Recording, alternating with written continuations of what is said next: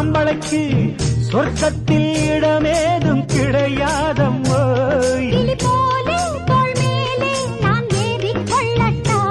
என்ன பெண்மை என்ன மென்மை உன் கற்பினை கண்டதும் கண்ணகி கெட்டா.